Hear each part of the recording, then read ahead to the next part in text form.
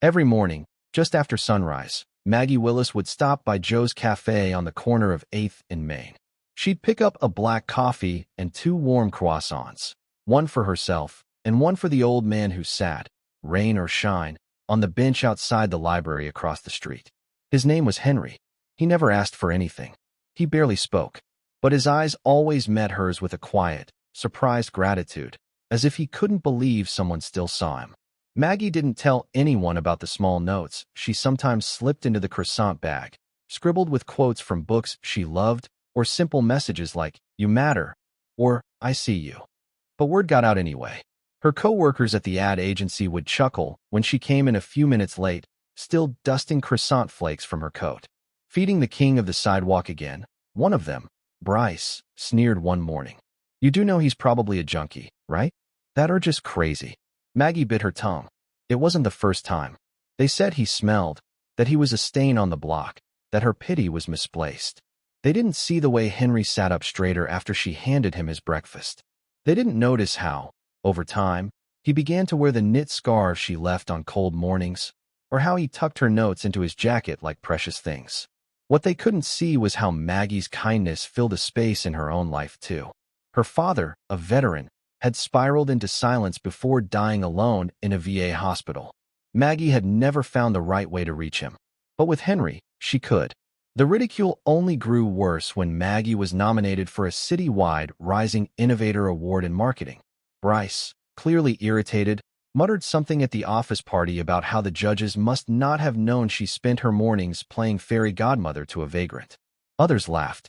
Maggie smiled tightly and said nothing. That's what she always did. The award ceremony was held in the grand rotunda of City Hall, a dazzling space draped in banners and flooded with soft, golden light. Maggie wore a simple blue dress, her dark curls pinned up. When they called her name, she stood frozen for a moment, heart pounding. As she walked to the stage, polite applause followed her, interspersed with murmurs and side eyes from colleagues who still didn't quite understand her. The mayor stepped forward with a plaque in hand. But before he could speak, a murmur swept through the room. The crowd parted. Gasps echoed as an old man, stooped, bearded, clad in a worn military coat, walked slowly toward the stage. It was Henry. Maggie blinked, her breath caught. She hadn't seen him for a few days. She'd worried. Then someone behind her exclaimed, "Is that General Henry L. Harrison?" A buzz rippled through the room like electricity. Phones came out. Whispers turned to stunned silence. The mayor turned pale, then stepped back as Henry climbed the steps, one hand gripping the rail. He stood tall at the podium and removed his battered cap. Beneath the grime and time, his voice rang with command. 30 years ago, I led men in battle. I wore stars on my shoulders and medals on my chest. And then, one day, the world I served so loyally no longer had room for me. The crowd listened, rapt, as he spoke of loss, of trauma, of burying comrades and carrying ghosts. He spoke of the moment, 8 years prior, when he stepped off a bus in this city and simply disappeared. Of how he gave up on people, on himself. And then, he said, voice trembling, a young woman handed me a croissant. A hush. Day after day, she saw me. Not who I'd been, not what I'd lost, but who I still was, under the dirt, behind the silence. Her notes, those little scraps of hope, they reminded me I still had a name. He turned then, slowly, and looked straight at Maggie. She brought me back.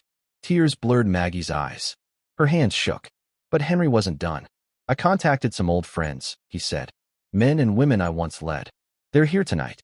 The doors opened, and in marched a line of veterans, some in uniform, others with silver hair and walking canes. They took the stage one by one, saluting Maggie. One of them, a woman with fierce eyes and a chest full of medals, stepped forward and spoke into the mic. This man saved our lives once, and this woman saved his. For that, we owe her more than we can say. The room erupted. Standing ovation.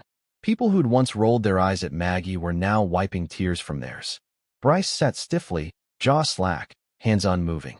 Later that night, Maggie found Henry sitting at the edge of the rotunda, away from the lights and praise. You didn't have to do that, she said softly. Yes, I did, he replied. They needed to see what you saw all along. He pressed something into her hand. A small box. Inside was his silver star. I want you to have it, he said, voice breaking.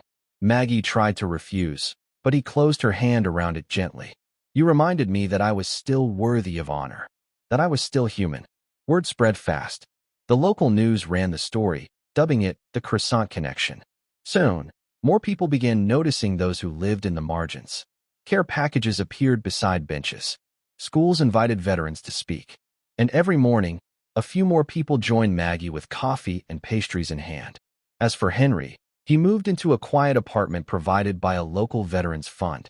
He began volunteering, speaking at shelters and schools, always crediting the woman who saw through the grime and silence. Maggie's life didn't change in dramatic, flashy ways, but it deepened. People now looked at her with new eyes, respectful, maybe even a little humbled. And every morning, when she passed the library bench, she still smiled. Not because she expected someone to be there,